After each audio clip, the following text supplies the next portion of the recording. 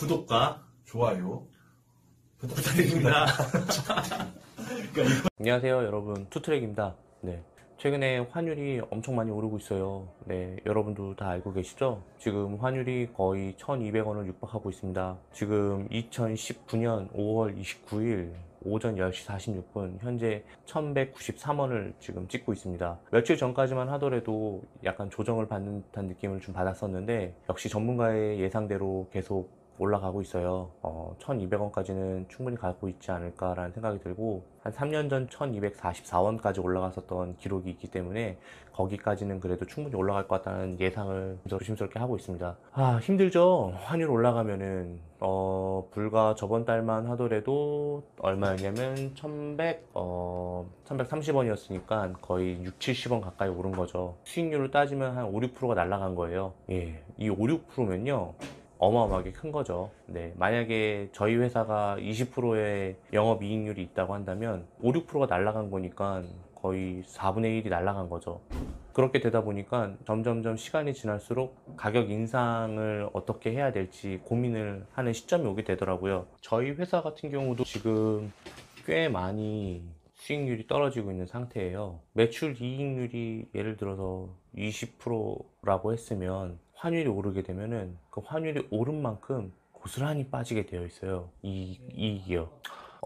환율이 뭐 5, 6% 오른다고 해서 우리한테 5, 6%만 마이너스가 아니냐라고 얘기할 수 있는데, 그게 아니라 고스란히 환율에서 모든 것들이 다 빠지기 때문에 매출이 20%라고 한다면 그 중에 5%, 6%가 빠지면은 14% 정도가 매출 이익이 되는 거잖아요. 그렇게 되면 전체로 따졌을 때 5%, 6%면은 4분의 1이 날아가게 되는 거죠. 그렇게 되면은 실질적으로 운영을 해서 월급 주고 뭐 비용 쓰고 마케팅비 쓰고 해서 어느 정도의 영업이익이 남았다고 생각을 했을 때 고스란히 남은 영업이익에서 나가기 때문에 실질적으로 우리 같은 조그만 규모의 회사들은 타격이 클 수밖에 없죠. 매번 이익금을 두는 것도 좋지만 그렇지 못할 수 있는 확률이 굉장히 많으니까. 그래서 최근에는 그런 부분에서 저는 여러 번 그런 위기를 겪다 보니까 조금 둔감해졌고, 그리고 오르는 때가 있으면 또 내리는 때가 있고, 우리가 항상 또 좋은 때는 기억을 못하고 안 좋았을 때만 또 임팩트 있게 기억을 하잖아요. 그래서 저는 그냥 무던하게 그냥 지내고 있는데, 그래도 여러분들은 또 심각하게 또 생각할 수 있으니까요. 하지만 또 이렇게 생각하면 또 다를 수 있는 게 뭐냐면, 지금 이렇게 환율이 높을 때 시작하시는 분들은 상대적으로 그런 체감이 좀 덜해요. 세팅 자체를 높은 환율 기준으로 모든 걸 다 세팅을 해버리기 때문에 뭐 처음부터 피부로 와닿는 그런 느낌은 좀 적을 수 있어요. 하지만 저같이 뭐 한때 좋을 때는 정말 1000원 거의 가까이 근처에 있었던 환율도 느꼈었던 적이 있었던 사람이기 때문에, 지금 1200원 가까이 되어 있는 거는 실질적으로 환율이 20%나 더 높게 올라가 있는 지금 때라서 정말로 좋았을 때와 안 좋았을 때를 극명하게 느낄 수 있는 요즘인 것 같아요. 그런데 여기서 우리 수입업자나 구매대행업자가 이제 결단을 내려야 할 때가 옵니다. 수익률을 조정을 해야 한다고 말씀드릴 수 있는 거죠. 환율이 오른 만큼 그걸 고객에게 전가를 하느냐 아니면은 버티느냐, 그 차이인 거죠. 저는 이렇게 서서히 오르는 경우에는 웬만하면은 참습니다. 이게 가격을 한번 올리게 되면은 꽤 큰 일이 될 수도 있지만, 가장 중요하게 생각하는 건 고객의 이탈이에요. 어쨌든 간에 수입업자든 구매대행업자든 나 혼자 판매하는 상품을 갖고 있는 게 아니라 여러 사람이 판매하고 있는 상품을 같이 경쟁하면서 팔고 있는 거잖아요.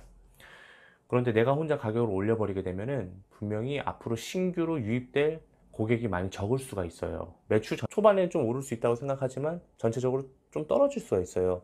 그렇게 해서 제가 생각할 때는 함부로 올리면 안 된다는 거를 좀 말씀드리고 싶은 거예요.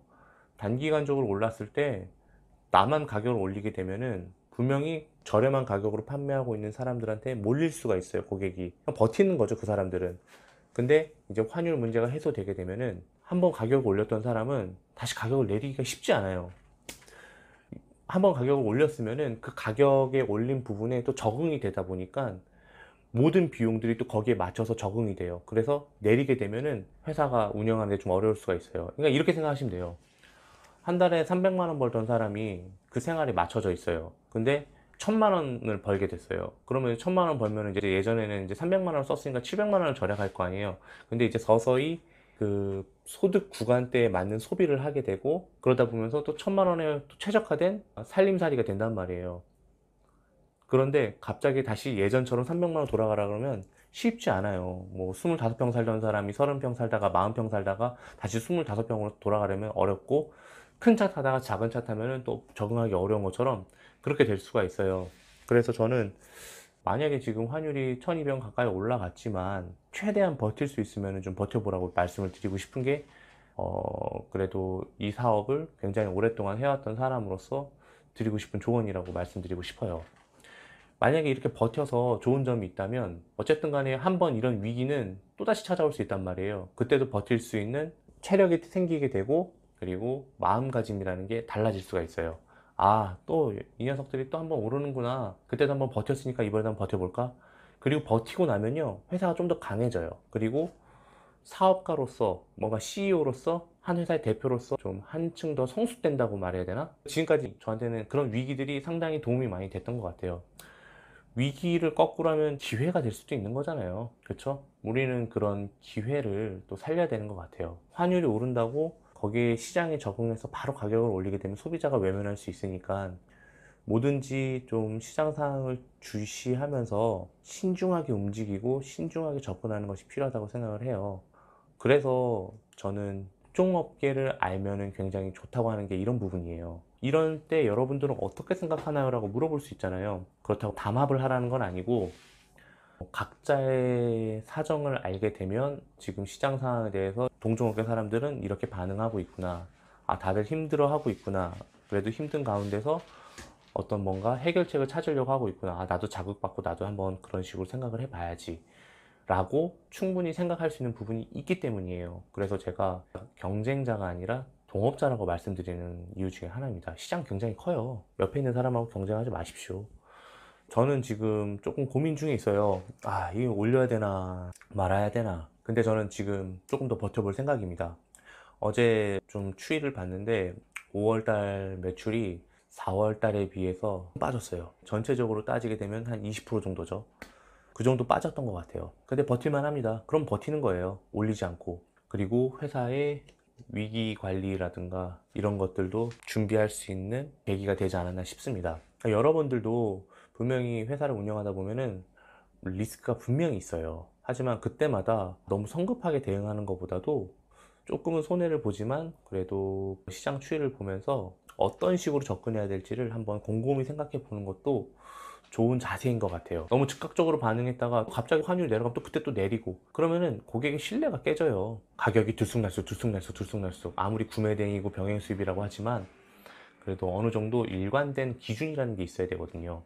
아, 이 회사는 그래도 환율이 오르는데 안 올리는 회사의 이미지를 주게 되면은 그래도 고객과의 약속을 좀 지키려고 하는구나. 그리고 대외 변수에 대해서 뭐든지 고객한테 다 떠넘기려고 하는 회사는 아니구나. 물론 뭐 대부분이 그렇게 생각을 못 하지만 고객님들 중에서는 그래도 좀 아시는 분들은 그렇게 생각하실 거예요. 그런 고객 한 분 한 분의 신뢰를 얻는 게 굉장히 중요하다고 생각을 하거든요. 그리고 힘을 합치다 보면은 분명히 좋은 결과를 낼 수가 있고요. 그리고 저도 아직 시도하지 못한 방법 중에 하나인데요. 달러가 좀 저렴할 때 사놓게 되면은 단기간적으로는 적응을 할 수가 있어요. 근데 저는 아직 그렇게 못 해봤어요.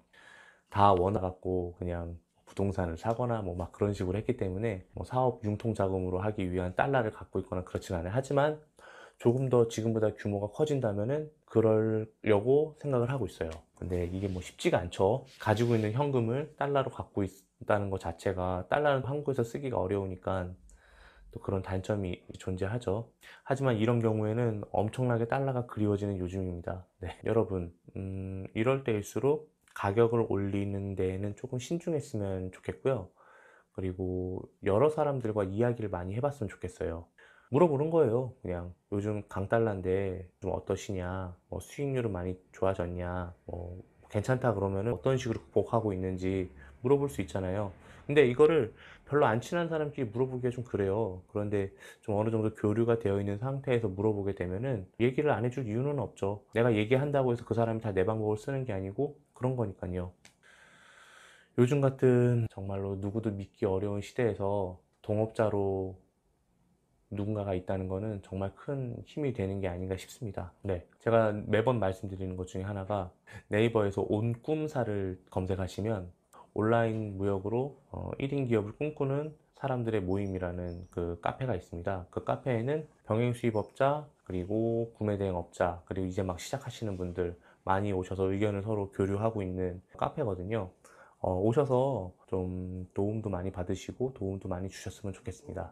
오늘은 환율이 올라갔을 때 어떻게 하면은 우리가 대응을 할 수 있나, 그리고 어떤 식으로 대응을 했었는지, 그리고 가격은 어떤 식으로 변경을 해야 되는지, 그리고 그 전후 상황에 대해서 제 경험을 좀 말씀드렸습니다. 많은 도움이 되셨는지 모르겠어요. 그러면은 다음번에 찾아뵙도록 하겠습니다. 네, 감사합니다.